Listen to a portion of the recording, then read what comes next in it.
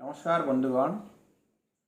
आज कविता गत सेप्टेम्बर 17 तारीख नरेंद्र मोदी जी जन्मदिन उपलक्षे गोटे कविता भेटी देवार प्रयास करी। से कविता कोटि कोटि धन्यवाद नहेब यथेष्ट, कोटि कोटि धन्यवाद नहेब यथेष्ट, तुम पाई पुणी विश्व गुरु हेबा स्पष्ट।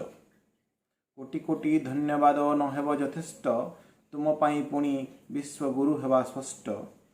आनिछ नूतन आशा स्वप्नर सत्यता, आनिछ नूतन आशा स्वप्नर सत्यता, मौला पुष्परे भरी देल सतेजता।